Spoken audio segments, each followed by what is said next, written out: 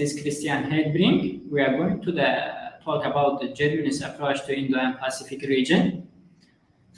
Currently, Mrs. Heidbrink is the project manager at the Bonn Power Shift Monitor research project, which examines the changes in international power structure after the turn of the millennium. Since January 2019, she has also been responsible for editing the Bonn Power Focus. In addition, as part of her doctoral project, she is researching the changes in inter and national security discourse in times of the BRA, Belt and Road Initiative. Her teaching activities at the University of Bonn combine the various aspects of the academic career, including teaching on global power shifts, security policies, and state building measures. Welcome, Chris. Thank you for joining me today. Thank you, Lokman. Thank you for having me.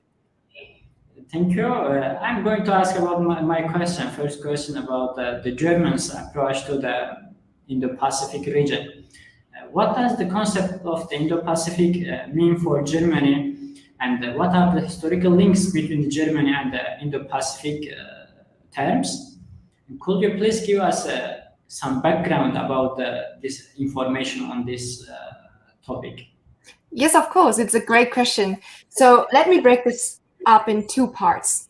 On the one hand, the historical links, and on the other hand, Germany's current understanding of the Indo-Pacific.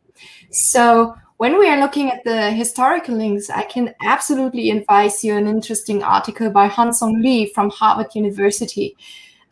He wrote about the German geographer Karl Haushofer, and Haushofer is basically the intellectual originator of the Indo-Pacific term.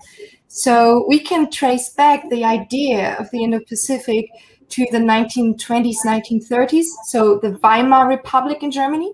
But then it was absolutely forgotten here. And it only came back with the US approach to the Indo-Pacific. And we also see this in scientific publications, which have been very low until 2017. And from 2018 on, they started to increase rapidly. So when we are now coming to the current definition of the Indo-Pacific, I can tell you that their term is not really clear. So on the one hand, Germany is describing with the Indo-Pacific the entire region characterized by the Indian Ocean and the Pacific. But on the other hand, we can already see that this is not really clearly delineated. This is also because Germany has no natural role in this region. So in contrast to France, it's not a resident power in these territories. So France has some overseas territories and Germany doesn't. So it doesn't see itself rooted in this region, but its approach is characterized by its self-conception of being a really big trading power.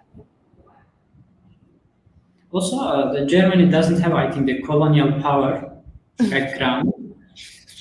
Yeah, but actually, it doesn't have this awareness currently. So we see an anti-colonial vision in the current approach, and we already saw this anti-colonial vision in Haushofer's historic approach. But we have a very different understanding of the Indo-Pacific and our interests in the region there. So when we are looking at our main interests, these are very clearly defined in the Indo-Pacific guidelines that were issued in September 2020.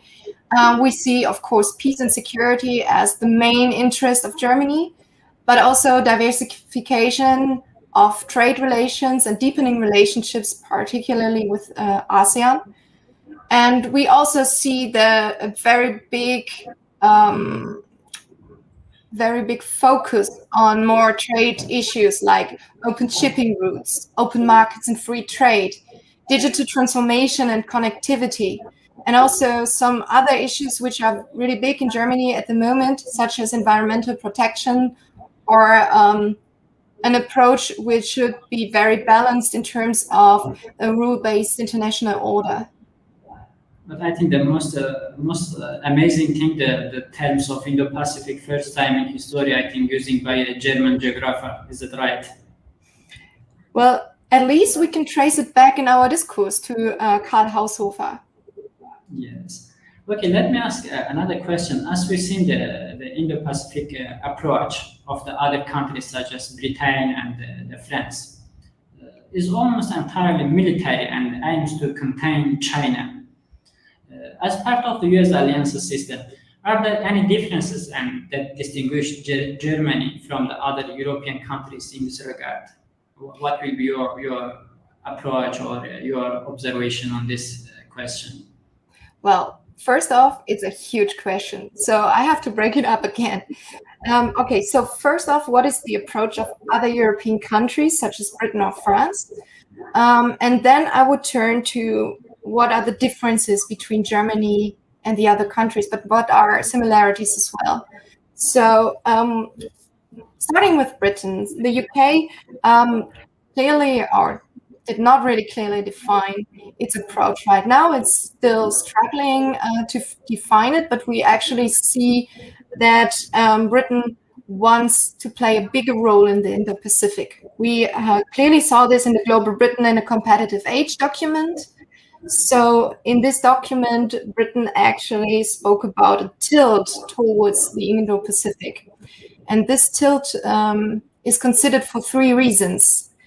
For economic reasons, of course, for security reasons, because Britain perceives an intensifying geopolitical competition in the Indo-Pacific, and for value reasons, so in order to promote open societies and uphold international rules and norms.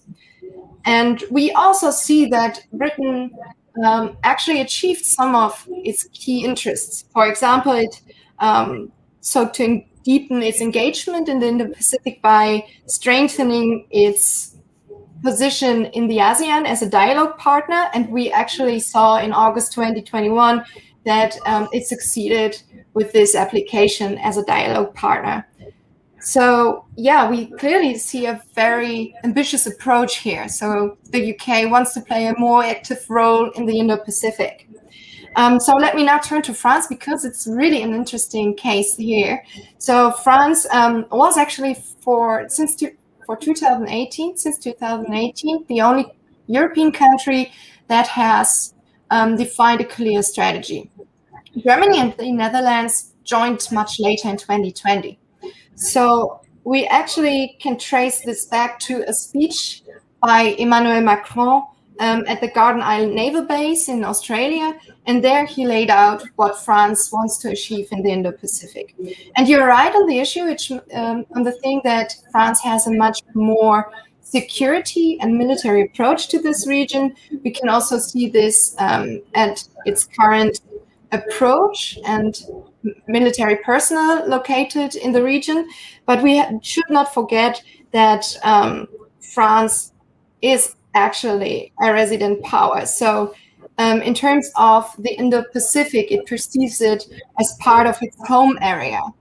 So, for example, it has the Réunion Island or French Polynesia in these regions, and it wants to secure its citizens as well.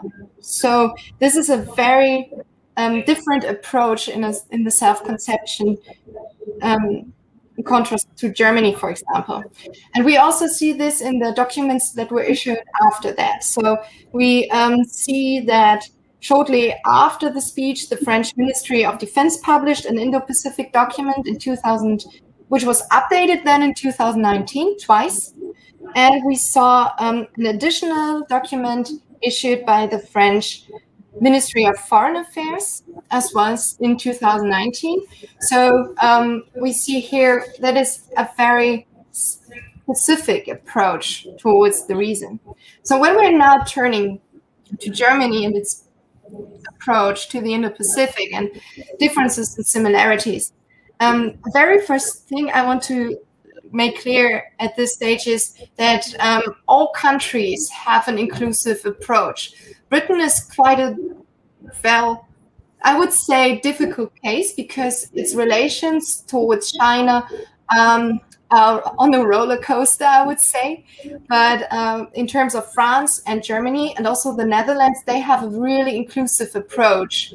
Also, when it comes to the military definition and the military role in the region.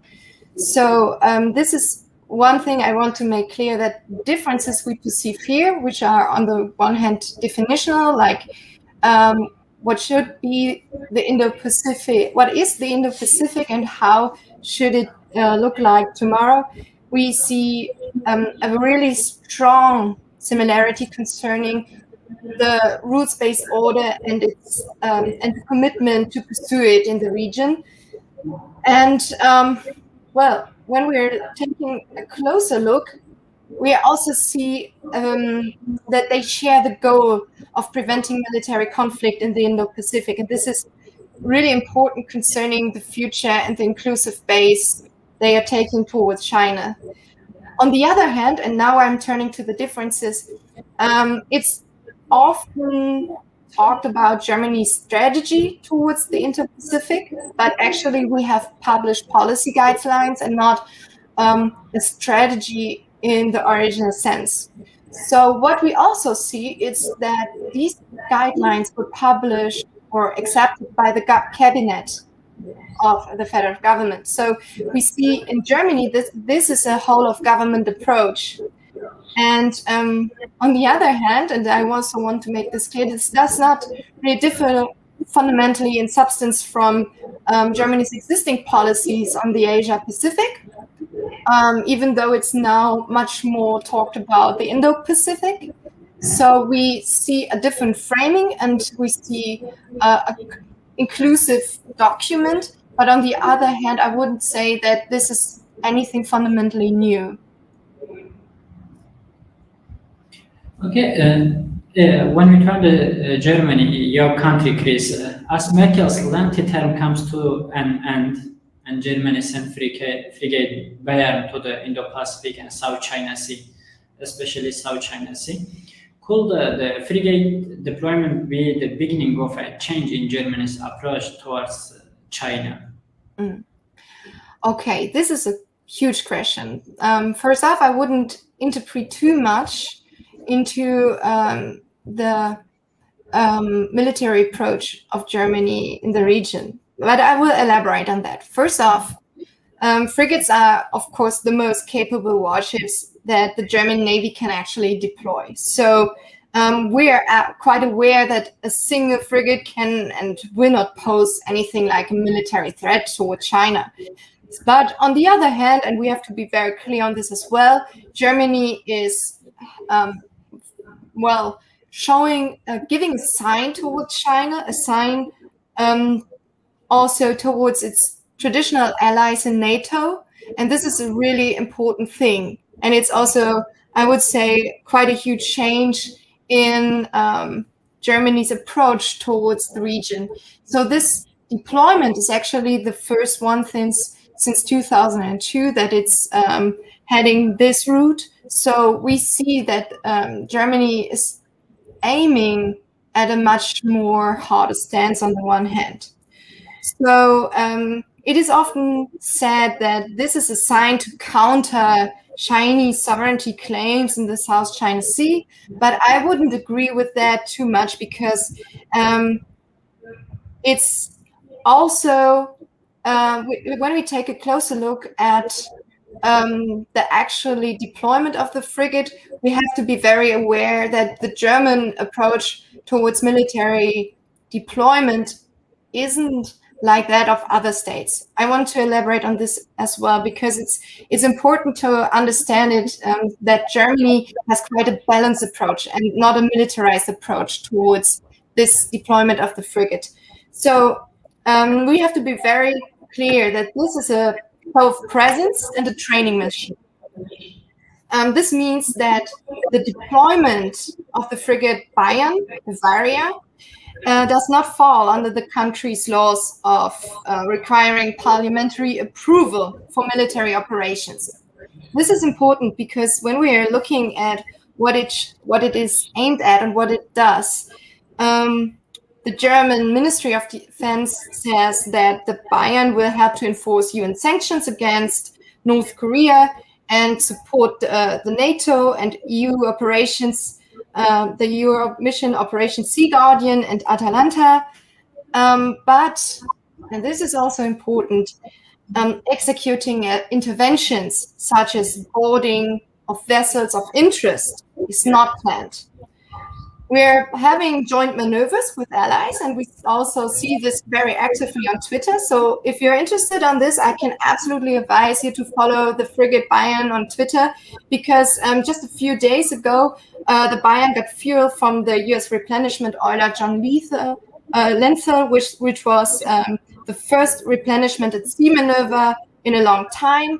And just yesterday, it also did an anti-submarine mission, so a joint training. And we see that this is basically the approach, that it's a training mission, a show of presence, and this shouldn't be overinterpreted.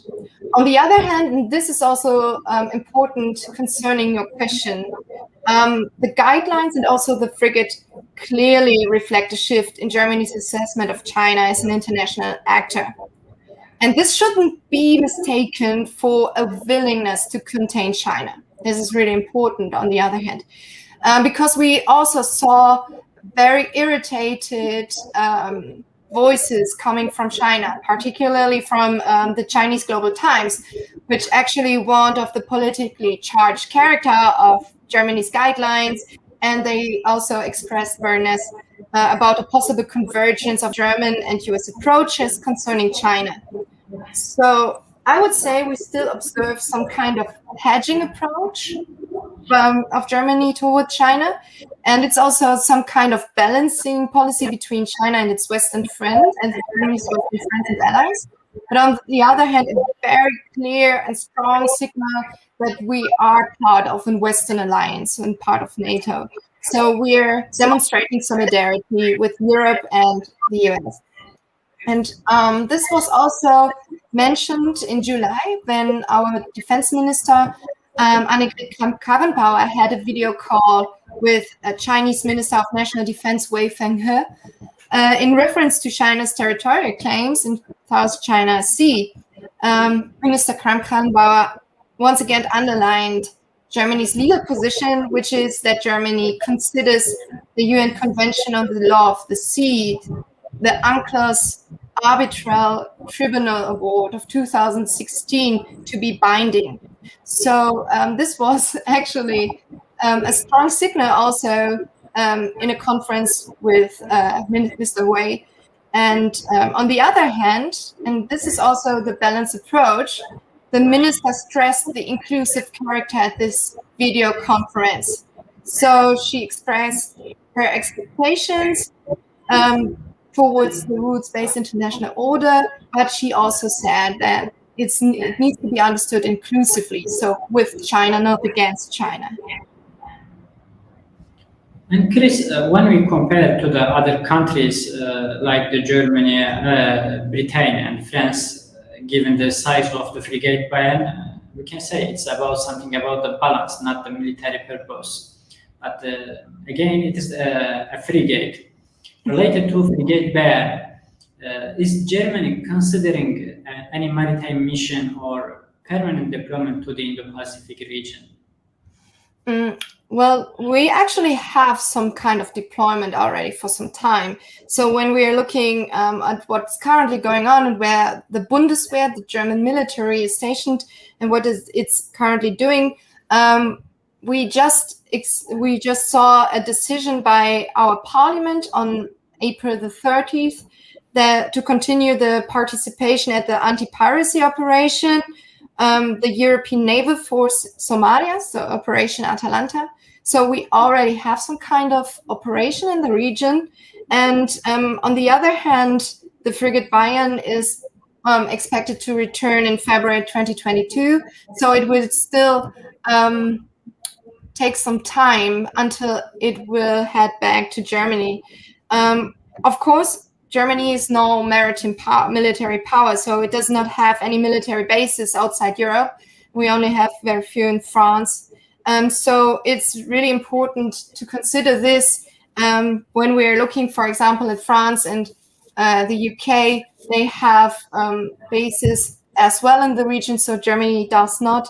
And of course, the United States also have some military bases there.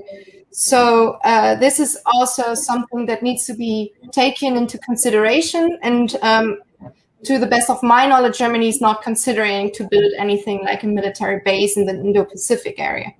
So this has to be very clear. On the other hand, when we're looking at civilian projects, we clearly see that Germany aims to have a much bigger role in the Indo-Pacific, a much more permanent role as well. And this is also on the brink of military and civilian approaches.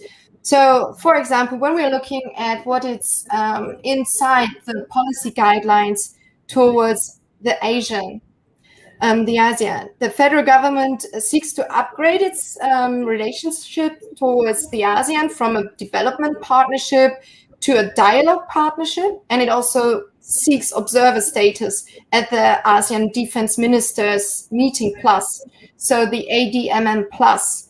And this is also interesting concerning the inclusive approach that Germany is taking, because the plus in this format also includes China, Russia, and the US. So this is, of course, a clear sign that Germany is sending, and it's having, and the attention is actually growing since Germany signed the Treaty of Amity and Cooperation in the Southeast Asia in 2019. But on the other hand, it's not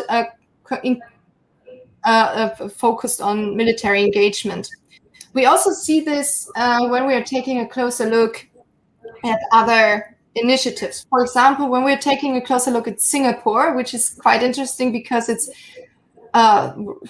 hardly debated in Germany, we see in the policy guidelines that Singapore is explicitly mentioned regarding three issues: peace and security on the one hand, information security, and of course connectivity. And what is interesting here is that Germany already established a regional German information center in the German embassy in Singapore, which is part of the Indo-Pacific guidelines. However, of course, I have to say that its mandate, which is to counter disinformation, remains rather vague. So we have to see how this will turn out. But concerning your original question concerning maritime missions or permanent deployment, we see that Germany is, of course, having a really much more centered on the civilian issues footprint in the region. And this is also concerning the basic approach to strengthen dialogue and cooperation with like-minded partners.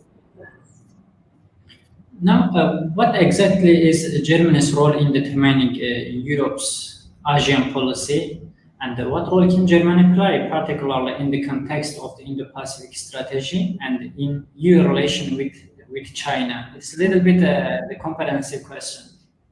Yeah, it is. Well, where should I start? So we have to rethink when the policy guidelines were actually issued. So Germany just had the European, the presidency of the European Council, and it issued this document, which was a really powerful signal towards its European partners. So this is also what it's considered in the European Union. It's the Indo-Pacific guidelines and the cooperation, particularly with France and the Netherlands, are a really powerful instrument to mobilize European partners behind a European Indo-Pacific strategy. And we also have to take this into, we also have to have this in mind when we are looking at the upcoming French presidency of the European Council. So I expect that France will be pushing forward the Indo-Pacific approach of the European Union. So Germany aims to close ranks with democracies and partners with shared values in the region. And this is also important because we experience in Europe quite a difficult time in the transatlantic relationships. So under President Donald Trump, the Europeans perceive that the US is retrenching in world affairs. And this is also particularly concerning the US role and partnership in Europe, defense and security cooperation, or on the other hand, the Asian or Eurasian region. So on the other hand, Europe clearly saw that China expanded activities under the umbrella of the Belt and Road Initiative, not only in Asia, but also in Europe. So we saw a shift of powers, which was concurrently happening in Europe. And Germany experienced and took awareness of this very much. So the US retrenching, China expanding on the other hand. So Europe was now looking for its own role, and it's still trying to define it. So we have to be very much aware that Europe and the EU at the current moment is not a security provider. It has expanded its security policies and its foreign affairs and institutionalized them over the last decades. But we have to be very much aware that the EU still has very limited capacities, particularly concerning the security operations in Asia. Asia is still far away from us in Europe. So when we are now also looking at the current shifts in the EU, Brexit happening, that Britain is not a European EU partner anymore, then only France has established a permanent naval presence in the area. So this is also something we have to be very much aware of it. On the other hand, and this is now interesting concerning Germany's approach also in the European Union, we saw that Germany, France, and the Netherlands initiated the European debate concerning an Indo-Pacific concept. They promoted it in the key areas so far: trade, connectivity, maritime security, global issues, and climate change. They are convergent with Germany's 8 main interests in the region, which I've just presented. So what have we seen so far? So on 16th April 2021, the EU has issued a strategy for cooperation in the Indo-Pacific, which concentrated on the issues I just presented. And concerning this year, it will still be really interesting to see in the next 1 or 2 weeks how this Indo-Pacific strategy will evolve, because the Commission and the EU High Representative will put forward a joint communication on cooperation in the Indo-Pacific on September 14th, which is planned so far. And 1 day later, on September 15th, President Ursula von der Leyen, which is also a German, is expected to address plans for an updated EU connectivity initiative during her State of the Union speech.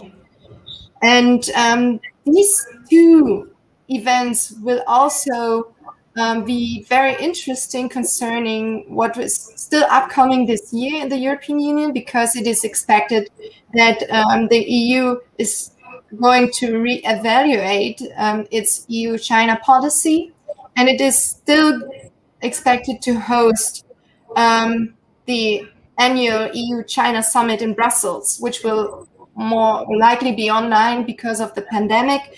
But this will also be very interesting concerning the future of European and Europe and China relations. So overall, when I want to wrap this up, I would say that in view of the upcoming German federal elections, which are also happening in September this year, the EU-China relations are likely to become more tense, because we already saw this increasing tensions in the last year.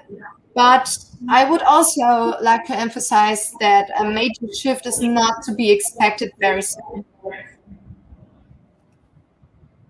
It will be quite important implication maybe for EU and China relations.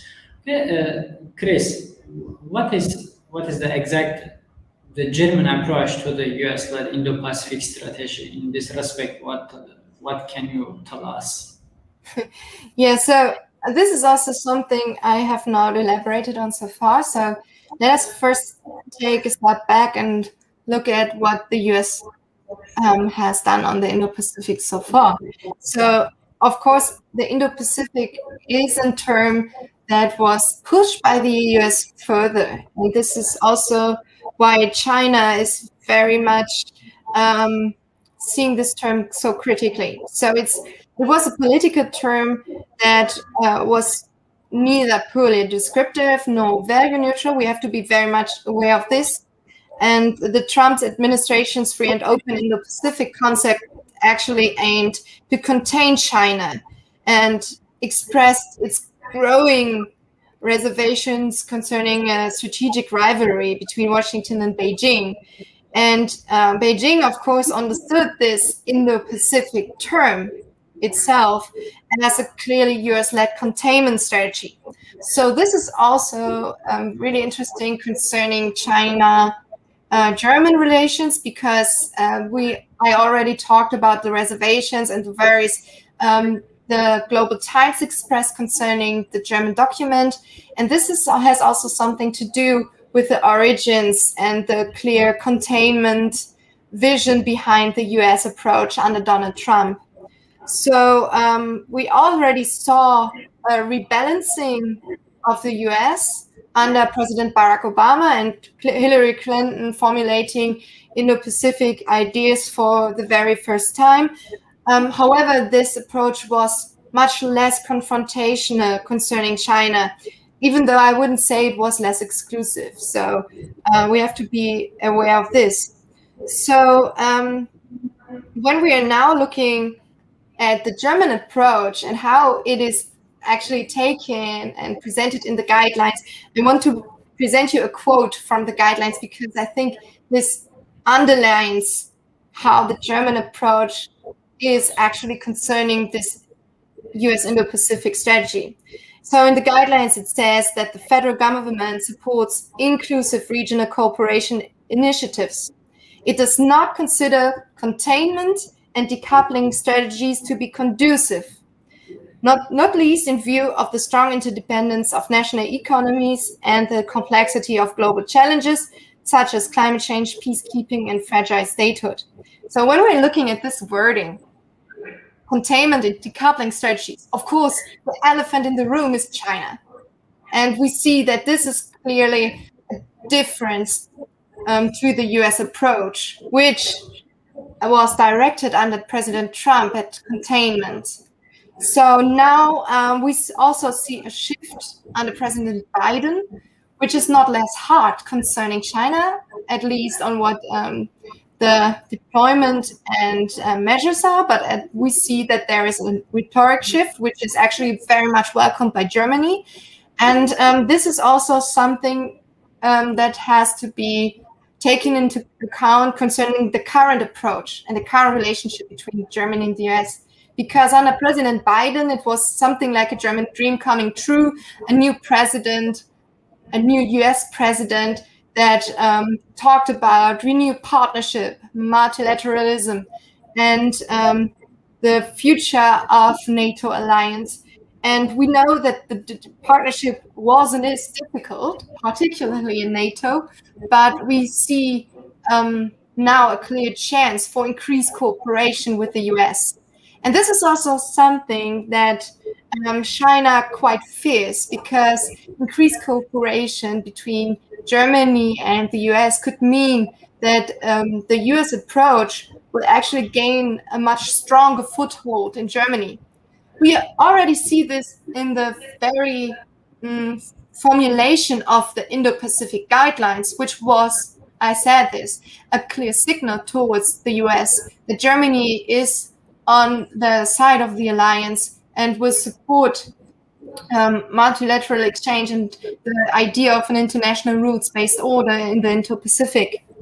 So when we're also looking at the implications of this strategic partnership and also at the evolution of the term Indo-Pacific, there's something I want to make very clear at this stage. So at the EU level and in Germany and in other member states, we don't really have a consensus what the term Indo-Pacific means, neither in geographic nor in strategic terms.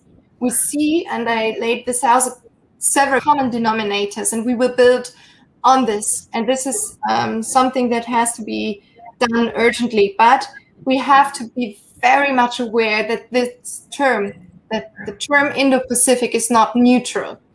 It has a geopolitical and even securitized meaning that is not really known in the general public. And we also see this on the grounds that the Indo-Pacific strategy, that the concept of Indo-Pacific is more or less only debated under experts in Germany.